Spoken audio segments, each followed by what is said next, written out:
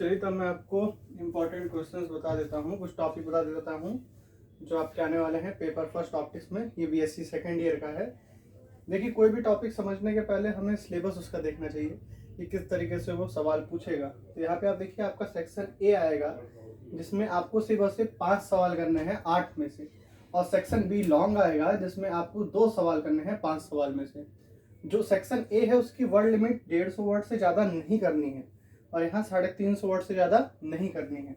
ठीक है, तो देखिए सवाल किस तरीके के बन सकते हैं जैसे, और ये जो मैं सारे सवाल बता रहा हूँ ये एकदम इंपॉर्टेंट है, पक्का आने वाला है। आप चाहिएगा, पेपर दीजिएगा, और पेपर देने के बाद यहाँ कमेंट करके जरूर बताइएगा कि इसमें से कितने सवाल आपके फंसे। ठीक है, सबसे पहला देखिए principle of superposition. Principle of superposition के सवाल पक्का आने वाला है, और आपको भी समझ में आ गया होगा कि इसमें पूछेगा एनी 5 वाले में। अब जैसे मान लीजिए इसमें 8 सवाल है, तो 8 में से मैं कम से कम 16 बताऊंगा, तो उसमें से मान लीजिए 5 फंसेगा, और आपको बस 5 ही करना है।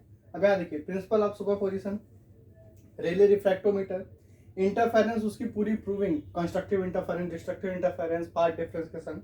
ठीक है, Michelson interferometer, FP spherometer, Newton ring एकदम पक्का कर लीजिएगा। ये 8 में से कुछ सवाल मैं ऐसे बोल रहा हूँ जो आएंगे ही आएंगे, मतलब मैंने समझ लो खुद सवाल लिख दिए उधर ऐसे, तो ये सवाल आना ही आना है न्यूटन रिंग का। ठीक है, बाइप्रिज्म हो गया। ये हो गया आपके फर्स्ट से। फर्स्ट में आप कम से कम इतना पढ़ लीजिएगा, बहुत है इतना।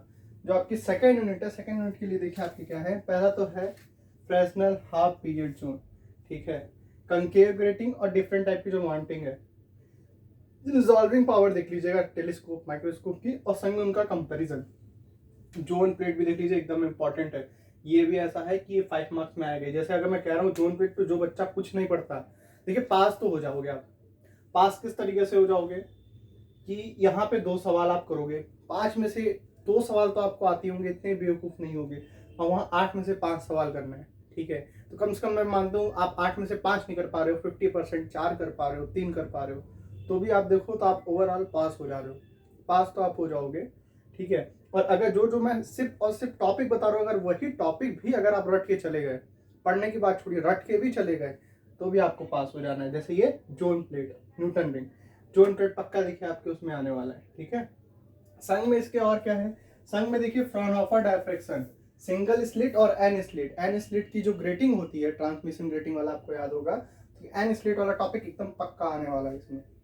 अब देखिए इसमें जैसे मैंने बताया माइकलसन एफपी पैरामीटर, आप इसमें देखे होंगे इसके कुछ एप्लीकेशंस भी होते हैं, तो एप्लीकेशन के थ्रू ये सवाल को बढ़ा करके इसमें दे सकता है।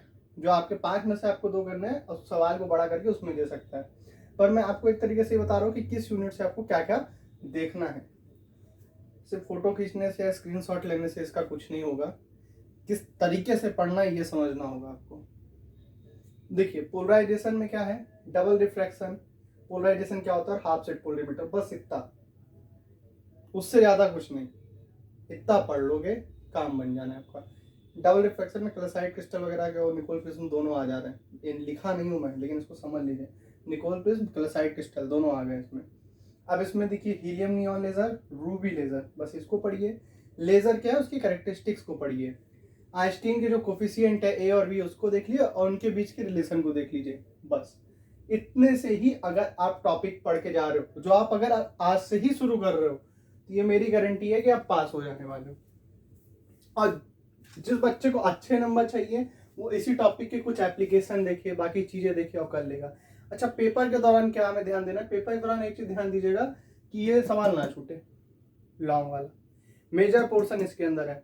शॉर्ट के अगर मान ली 5 में 1 छूट भी गया, 4 ही कर पाए, क्योंकि देखिए आपके पास टाइम बहुत कम होने वाला है। 1.5 घंटे में ही सारी चीजें करनी है, और टाइम चुटकियों में बीत जाएगा, आपको पता नहीं चलेगा। तो इसके सवाल बिल्कुल ना छोड़ें, उसके भले एक छूट जाए तो चल जाएगा। ठीक है।